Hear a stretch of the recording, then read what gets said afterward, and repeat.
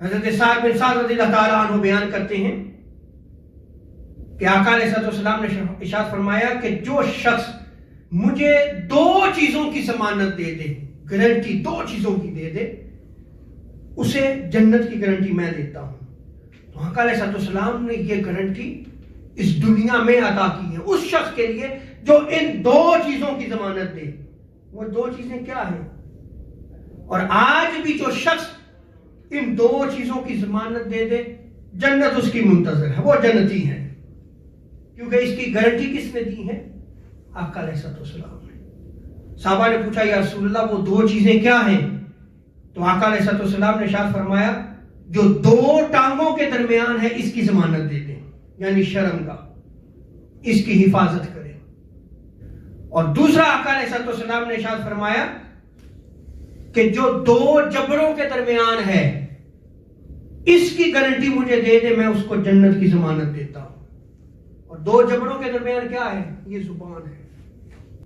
امام بدر الدین عینی عمدۃ القاری میں بیان کرتے ہیں کہ اس حدیث مبارکہ میں جو آقا علیہ السلام نے گارنٹی دی ہے، جو ضمانت دی ہے کہ جو 2 جبڑوں کے درمیان ہے، اس سے مراد زبان ہے، یعنی اس نے زبان سے کوئی جھوٹ نہیں بولنا، چغلی نہیں کرنی۔ چغلی کہتے ہیں فتنہ اور فساد پیدا کرنے کے لیے ایک بات کو یہاں سے سنا، اس کو ساتھ کچھ اور چیزیں ملائی، اس کو آگے بیان کر دیا، اس کو کیا کہتے ہیں؟ چغلی۔ آج بڑے مزے سے جو ہے وہ ہم سن کے آگے بیان بھی کرتے ہیں، اور یہ چغلی ہوتی ہے۔ اسی طرح وہ غیبت نہیں کرے۔ غیبت کیا کہتے ہیں؟ کہ کسی کی برائی اس کے پیٹھ کے پیچھے بیان کرنا۔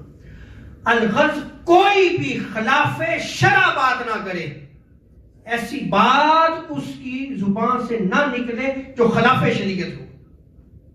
اگر اس چیز کی ضمانت دیتا ہے، یہ زبان کی ضمانت دیتا ہے، تو حضور نے ضمانت کس چیز کی دی ہے؟ جنت کی ضمانت دی ہے۔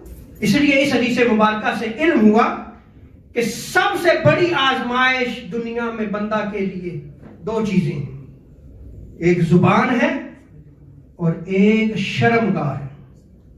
جو ان کے شر سے بچ گیا تو وہ کسی بڑے شر سے بھی بچ جائے گا۔